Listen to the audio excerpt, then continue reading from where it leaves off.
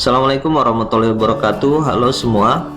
Kali ini kita akan menjelaskan bagaimana membuat grup pada mata satu pelajaran atau satu mata kuliah.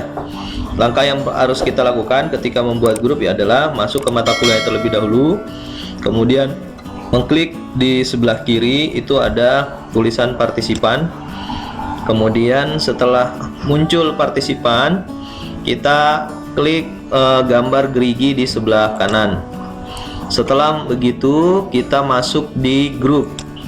Grup ini fungsinya untuk membagi kelompok.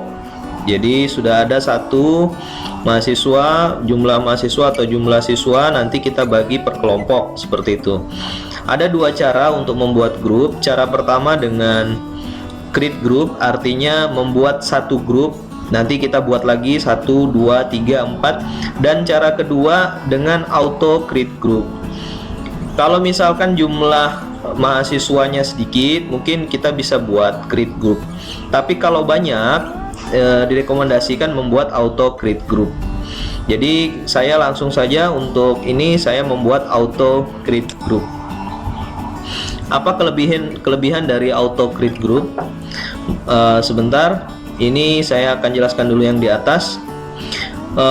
Nama grup itu ada beberapa. Misalkan di sini saya tulis kelompok ya.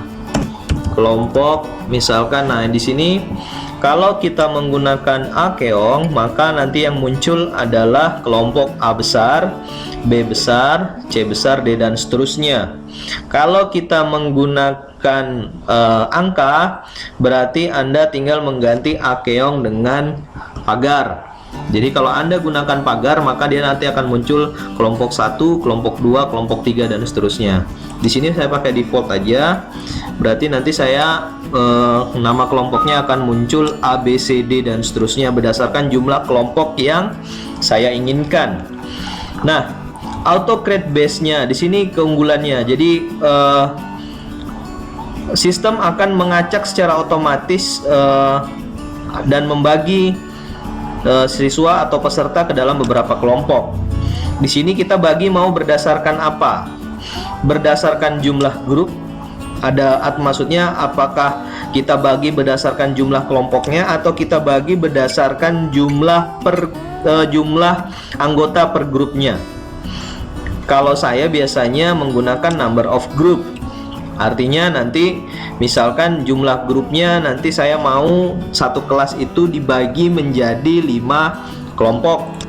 Artinya siapa-siapa saja yang masuk, berapa orang saja yang masuk, nanti biar sistem yang mengatur. Yang jelas ketika diatur oleh sistem maka dia akan dibagi rata. Kalaupun nanti jumlahnya ganjil, pasti nanti selisihnya hanya 1 atau 2. Kemudian setelah itu grup membernya nanti mau kita atur seperti apa? Berarti misalkan membernya hanya peserta, kemudian kita baginya itu berdasarkan apa? Misalkan kalau misalkan kita bagi berdasarkan nama pertama huruf A sampai ke terakhir, atau nama yang terakhir dan pertama, jadi sampai ke tengah kelompoknya. Atau berdasarkan random, biasanya kalau mau diacak berarti random. Nah ini kita bisa atur. Untuk peserta yang sudah punya grup ini kita abaikan sehingga nanti tidak dimasukkan di grup yang baru. Tapi kalau ini kita hilangkan, maka peserta yang sudah masuk di salah satu grup akan masuk kembali di grup yang baru.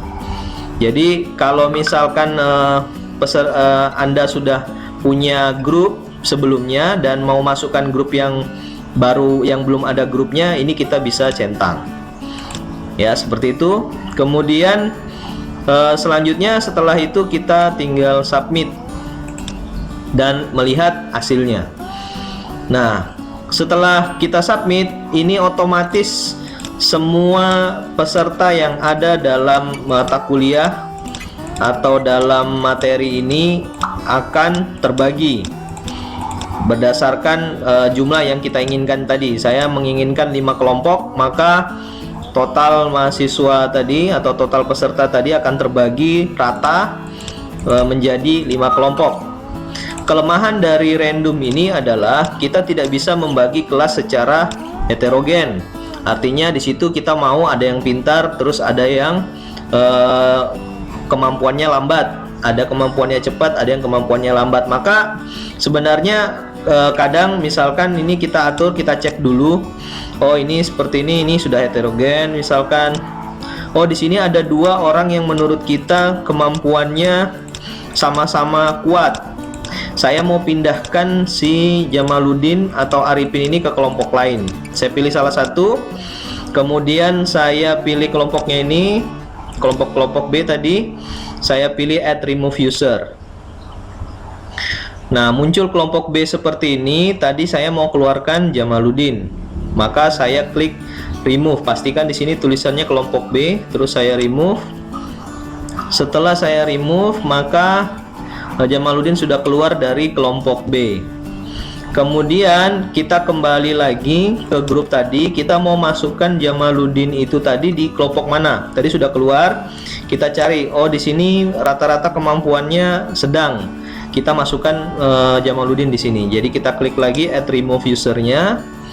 Setelah itu nanti kita cari Jamaluddin. Oh ini dia Jamaluddin, kemudian kita add, maka sudah selesai.